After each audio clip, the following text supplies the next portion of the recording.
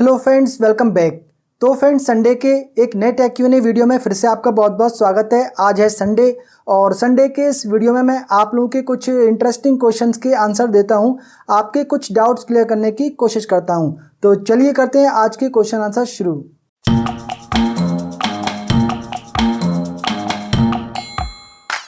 तो पहला क्वेश्चन यहाँ पर लेते हैं मुकेश मकवाना जी का। ये लिखते हैं कि हेलो सर, मेरे पास सोनी X80H 43 इंच टीवी है, उसमें एक प्रॉब्लम आई है, डिस्प्ले पूरा ब्लैक हो गया है और सिर्फ आवाज़ आ रही है, प्लीज़ हेल्प। मुकेश मकवाना जी, देखिए यहाँ पर मोस्ट पॉसिबल चांसेस हैं कि आपके टीवी का जो पैनल है उसकी बैकलाइट ख़राब हो गई है। जनरली यही देखा गया है कि अगर टीवी में आवाज़ आ रही होती है और पिक्चर नहीं आ रही होती है, टीवी की स्क्रीन ब्लैक होती है, तो उसमें बैकलाइट ही ख़राब निकलती है। डिस्प्ले भी ख़राब हो सकता है, लेकिन मोस्ट पॉसिबल चांसेस हैं कि आपके टीवी की बैकलाइट ही ख़राब हुई है। तो इसे जो है आप घर पे आसानी से चेक कर सकते हैं। सिंपली आपको क्या करना है, आपके टीवी को ऑन करना है और मोबाइल की जो फ्लैश लाइट है उसको ऑन करना है। और मोबाइल की फ्लैश लाइट ऑन करने के बाद में, जैसे कि मान लीजिए ये टीवी की स्क्रीन है और ये आपकी मोबाइल की फ्लैश लाइट है, तो करीब 1-2 इंच का गैप रख के आप टीवी की स्क्रीन पे धीरे धीरे धीरे धीरे इस तरीके से फ्लैश लाइट को घुमाइए और उसमें आप देखने की कोशिश करिए कि क्या कोई टेक्स्ट आपको स्क्रीन पे नज़र आ रहा है, कोई इमेज कहीं पर कुछ भी आपको थोड़ा बहुत फ्लैश लाइट से नज़र आता है। अगर नज़र आ जाता है तो इसका मतलब है कि टीवी की बैकलाइट ही ख़राब हुई है।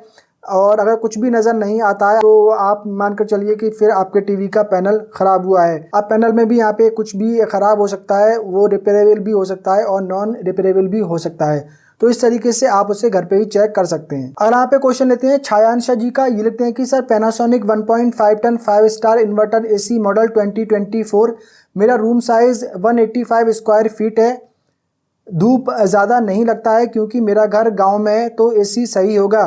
छायांशा जी, देखिए 1.5 टन का AC 185 स्क्वायर फीट के लिए आई थिंक परफेक्ट रहेगा। और आपका घर गांव में, वहाँ पर आसपास में पेड़ वगैरह आपके काफ़ी ज़्यादा होंगे, ट्रीज़ होंगे, तो उसकी वहाँ पर उसकी वजह से धूप ज़्यादा नहीं लगती होगी। तो 185 स्क्वायर फीट के लिए आई थिंक 1.5 टन का AC जो है वो एकदम परफेक्ट रहने वाला है। अगला यहाँ पे क्वेश्चन लेते हैं शाजू रियल मैक्स का। ये लिखते हैं कि hi brother, this wallpaper is always out of stock, do you have any other wallpaper material same like this two by? तो यहाँ पर ये पूछ रहे हैं, मैंने एक ग्रे प्रोजेक्टर स्क्रीन बनाई थी ग्रे वॉलपेपर का यूज़ करके। तो देखिए वो जो वॉलपेपर है मैंने फ्लिपकार्ट से परचेज़ किया था और Flipkart smart by grey wallpaper के नाम से वो उस टाइम पे सेल हो रहा था और काफ़ी उसका प्राइस काफ़ी कम था। तो सेम वॉलपेपर जो है वो काफ़ी टाइम से आउट ऑफ स्टॉक है। कुछ पिन कोड पे वो अवेलेबल दिखाता है, कुछ पिन कोड पे वो आउट ऑफ स्टॉक दिखाता है। अभी काफ़ी टाइम से वो आउट ऑफ स्टॉक चल रहा है। आई थिंक फ्लिपकार्ट ने वो सेल करना बंद कर दिया है। अब वही सेम वॉलपेपर जो है वो दूसरे सेलर तो सेल कर रहे हैं, लेकिन उनका प्राइस जस्ट डबल है। तो मैं लिंक जो है वहाँ पे रिप्लेस कर दूंगा, तो थोड़ा एक्स्ट्रा पैसे अगर आप खर्च कर सकते हैं तो उसके लिए फिर आप परचेज़ कर पाएंगे। और दूसरा चीज़ ये है कि मैं एक दूसरा कोई वॉलपेपर परचेज़ करने का सोच रहा हूँ जो उससे भी बेटर हो, ग्रे वॉलपेपर, और फिर से मैं उसका एक दूसरी स्क्रीन बनाकर आप लोगों को जल्दी ही दिखाऊंगा। अगर यहाँ पे क्वेश्चन लेते हैं रंजन कुमार जैना जी का। ये लिखते हैं कि sir, kindly suggest grey ALR screen for Epson LS 12000 projector having best contrast and black level. Ranjan Kumar जैना जी, देखिए जो ग्रे ALR स्क्रीन है तो ऑनलाइन में काफ़ी कम अवेलेबल है, 1-2 ब्रांड ही सेल कर रहे हैं। एक ऐसा ब्रांड है जो कि 120 इंच के 55,000 रुपीज़ में वो सेल कर रहे हैं एक नॉर्मल ग्रे स्क्रीन को। हालांकि वो ALR स्क्रीन नहीं है, रियल ALR स्क्रीन नहीं है, एक सेमी ALR स्क्रीन उसको बोल सकते हैं, लेकिन बहुत ही ज़्यादा प्राइस में वो ब्रांड उसको सेल कर रहा है। एक दूसरा ब्रांड है बिग व्यू, ये काफ़ी कम प्राइस में सेल कर रहे हैं। आई थिंक 120 इंच की इनकी 26,000 रुपीज़ में सेल हो रही है। उसका वीडियो भी अभी मैंने 3-4 दिन पहले अपलोड किया है, वो वीडियो आप देख सकते हैं, काफ़ी बढ़िया स्क्रीन है। तो परचेज़ करना चाहें तो आप परचेज़ वो कर सकते हैं अगर आपका बजट इतना है तो। हालांकि थोड़ा सा प्राइस उसका भी ज़्यादा है, 20,000 रुपीज़ तक प्राइस इसका होना चाहिए। लेकिन अब क्या कर सकते हैं, ऑप्शन ऑनलाइन में तो बहुत ही कम है। बाकी आप अपने आसपास में कहीं पता कर सकते हैं, अगर कोई ऑफलाइन सेलर वहाँ पे सेल कर रहा हो तो उससे आप कंफर्म कर सकते हैं किस प्राइस पे वो सेल कर रहे हैं। तो big view grey ALR screen आप परचेज कर सकते हैं। मैंने जो उसका वीडियो अपलोड किया है उसका लिंक ऊपर आई बटन में आपको मिल जाएगा, तो उससे वो देख सकते हैं। काफ़ी बढ़िया स्क्रीन है और काफ़ी अच्छी पिक्चर क्वालिटी उस पर मिल रही है। अगला यहाँ पे क्वेश्चन लेते हैं अनिल कुमार जी का। ये लिखते हैं कि sir I have same problem, sir please help me. जब मैंने इसका कंप्लेन अक्टूबर में किया था तभी वो अंडर वारंटी था, तभी प्रॉब्लम थी, पर उतना ज़्यादा नहीं था। पर उसका टेक्नीशियन का कॉल आया पर वो नहीं आया। आजकल करता रहा, फिर अभी मार्च में कंप्लेन किया तो वो बोलते हैं कि आपकी वारंटी ख़त्म हो गई है। तो अनिल कुमार जी का यहाँ पर कहना है हाईसेंस टीवी के बारे में। इनके टीवी में कुछ प्रॉब्लम थी, टीवी अंडर वारंटी था। अक्टूबर में इन्होंने कंप्लेन की तो टेक्नीशियन बस आजकल करता रहा, लेकिन वो नहीं आया और अब इनकी वारंटी एक्सपायर हो गई। तो देखिए ये ब्रांड जो है वो यही स्ट्रेटेजी इनकी रहती है, 4 साल 5 साल की फ्री एक्सटेंडेड वारंटी ऑफर ये निकाल देते हैं अपने टीवी के साथ में और सेल कर देते हैं, क्योंकि इन्हें पता होता है कि हमें सर्विस तो देनी नहीं है, भले ही हम 10 साल की वारंटी उसके साथ में क्यों ना एक्सटेंड करके दे दें फ्री में ही, और कस्टमर को अट्रैक्ट कर लें और अपना टीवी सेल कर दें और प्रॉफिट ज़्यादा से ज़्यादा कमा लें और फिर उसको भूल जाएं।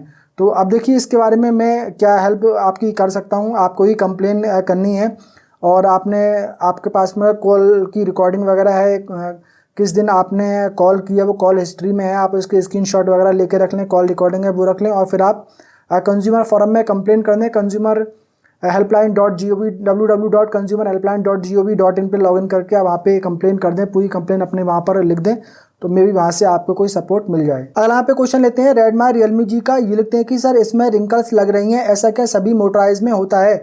तो यहाँ पर ये पूछ रहे हैं, अभी 3-4 दिन पहले ही मैंने बिग व्यू ब्रांड की एक 120 इंच ग्रे ALR स्क्रीन की अनबॉक्सिंग और रिव्यू किया है, तो उसमें कुछ रिंकल्स स्क्रीन पे नज़र आ रही हैं। तो क्या ऐसा सभी मोटराइज स्क्रीन में होता है या फिर इसी में ही है? देखिए जो रिंकल्स की प्रॉब्लम है ये मोस्टली सभी मोटराइज्ड स्क्रीन में आपको देखने को मिलेगी, चाहे वो वाइट स्क्रीन हो या फिर ग्रे स्क्रीन हो, क्योंकि एक बहुत बड़ा सा लंबा सा पाइप होता है, उस पाइप पे ये रोल करके रखी जाती हैं।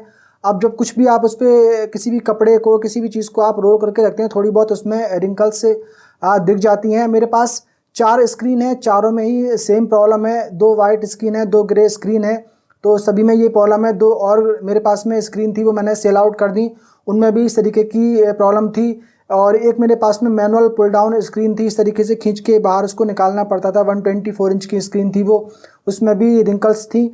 तो सभी मोटराइज स्क्रीन में आपको रिंकल्स देखने को मिलेंगी थोड़ी बहुत, इसीलिए टैप टेंशन स्क्रीन मार्केट में आई। उसमें सेम मोटराइज्ड स्क्रीन ही होती है, लेकिन साइड में उसमें एक वायर लगी होती है, वो वायर स्ट्रेच करके स्क्रीन को रखती है, जिससे स्क्रीन पे रिंकल्स नहीं आती हैं। लेकिन वो देखने में साइड में जो वायर होती है उससे थोड़ा क्लीन लुक स्क्रीन का नहीं आता है। मुझे वो टैप टेंशन वाली जो स्क्रीन है वो बिल्कुल भी पसंद नहीं है।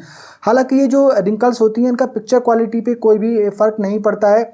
जब दूर बैठकर आप पिक्चर देखते हैं तो रिंकल्स आपको बिल्कुल भी वहाँ पर नज़र नहीं आएंगी। वो जब प्रोजेक्टर आपका ऑफ होगा, स्क्रीन डाउन होगी, तभी आपको वो रिंकल्स दिखती हैं। तो उसका कुछ ऐसा फ़र्क मुझे तो पिक्चर क्वालिटी पे नहीं लगता है। काफ़ी टाइम से मैं यूज़ कर रहा हूँ, 3 साल से ये स्क्रीन मेरे पास में लगी हुई है और उस पर मुझे उसमें भी रिंकल्स हैं, उसमें भी इस तरीके की प्रॉब्लम बिल्कुल भी पिक्चर क्वालिटी में नहीं दिखती है। या फिर जो फिक्स फ्रेम स्क्रीन होती हैं उनमें भी आपको बिल्कुल रिंकल्स देखने को नहीं मिलेगी। लेकिन जो नॉर्मल मोटराइज्ड स्क्रीन है, नॉर्मल पुल डाउन स्क्रीन है, pull down auto lock mechanism वाली स्क्रीन है, सभी में ही आपको रिंकल्स देखने को मिलेंगी। अगला यहाँ पे क्वेश्चन लेते हैं ओगर जी का। ये लेते हैं कि best 43 inch TV under 25,000 suggest please. तो मैंने इन्हें सजेस्ट किया था कि आपको हाईसेंस U6 के मॉडल परचेज़ करना चाहिए, इस प्राइस रेंज में काफ़ी अच्छा टीवी है। लेकिन इनका कहना है कि इन्हें ऑफलाइन में परचेज़ करना है, तो Xiaomi का कौन सा टीवी परचेज़ करें या कोई दूसरा।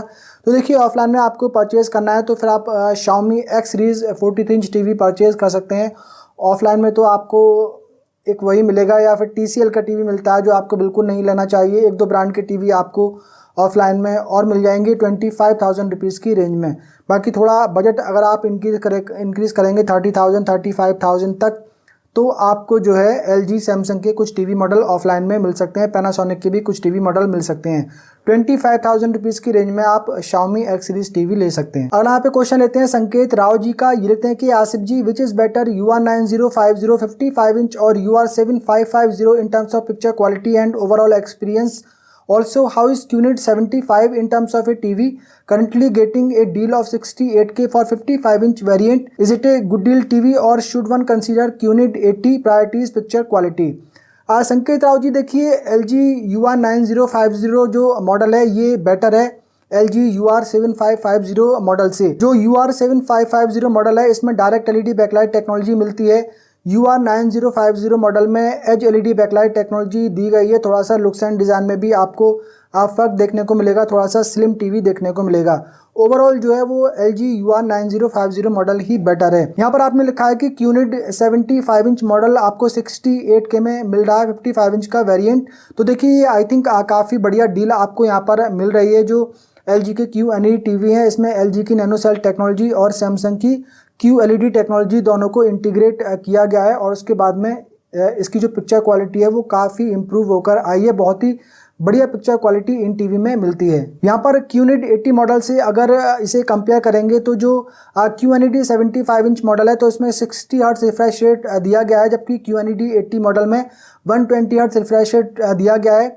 और QNED 75 इंच मॉडल में 20 वाट का ऑडियो आउटपुट दिया गया है, जबकि QNED 80 मॉडल में 40 वाट का ऑडियो आउटपुट दिया गया है। QNED 75 इंच मॉडल में एज LED बैकलाइट टेक्नोलॉजी दी गई है, जबकि QNED 80 मॉडल में डायरेक्ट LED बैकलाइट टेक्नोलॉजी दी गई है। तो अगर आपको बहुत ज़्यादा लाउड साउंड नहीं चाहिए या फिर आपको बहुत ज़्यादा आप एक्सट्रीम गेमर नहीं हैं तो आपको QNED 75 इंच मॉडल ही परचेज़ करना चाहिए, जो कि आपको 8 से 10 हज़ार रुपये सस्ता मिल जाता है QNED 80 के कंपैरिजन में। तो 20 वाट का ऑडियो आउटपुट QNED 75 में दिया गया है, जो कि एनफ रहता है। आप काफ़ी अच्छे तरीके से मूवीज़ देख सकते हैं, नॉर्मल आप कंटेंट एंजॉय कर सकते हैं। लेकिन अगर आपको थोड़ा सा एक्स्ट्रा साउंड चाहिए तो जो आपके 7-8 हज़ार 10 हज़ार रुपये बचेंगे उससे आप एक अच्छी क्वालिटी का साउंड बार परचेज कर सकते हैं। और QNED 80 मॉडल के 40 वाट के कंपैरिजन में आप काफ़ी बेटर क्वालिटी का साउंड एक्सपीरियंस कर पाएंगे। और दूसरी एज LED बैकलाइट टेक्नोलॉजी आपको QNED 75 इंच मॉडल में मिल जाती है। इसका एक बेनिफिट ये रहता है कि डायरेक्ट LED बैकलाइट टेक्नोलॉजी वाले टीवी में जो बैकलाइट के ऊपर छोटे छोटे रिफ्लेक्टर लगे होते हैं वो 3-4 साल बाद गिरना शुरू हो जाते हैं। वो चीज़ प्रॉब्लम आपको QNED 75 इंच मॉडल में नहीं मिलेगी, क्योंकि इसमें एज LED बैकलाइट टेक्नोलॉजी दी गई है। तो ये भी बेनिफिट आपको यहाँ पर मिलने वाला है। तो ओवरऑल यहाँ पर आप LG UR9050 मॉडल और QNED 75 इंच इनमें से ही परचेज करें।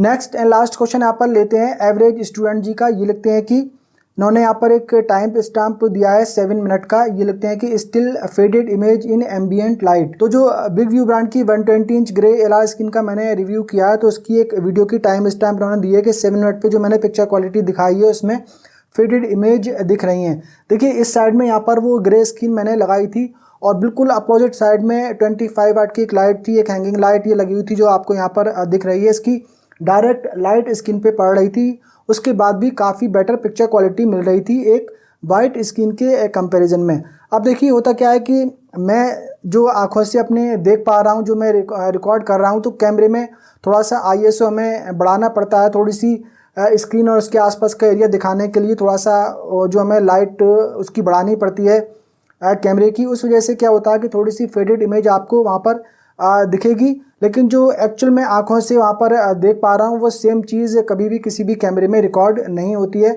तो हो सकता है कि आपको थोड़ी सी फेडेड इमेज वहाँ पे दिख रही हो, लेकिन फिर भी मैं आपको कहूँगा आप कंपेयर वहाँ पे कर सकते हैं। मैंने वाइट इमेज भी वहाँ पर लगाई है, वाइट स्क्रीन की इमेज, उसके कंपेरिजन में अगर देखेंगे तो काफ़ी लाइट में एकदम काफ़ी बढ़िया पिक्चर क्वालिटी एक ग्रे स्क्रीन पे मिल जाती है। हालांकि चाहे वाइट स्क्रीन हो या फिर ग्रे स्क्रीन हो, उसके लिए कम्प्लीटली डार्क रूम ही चाहिए।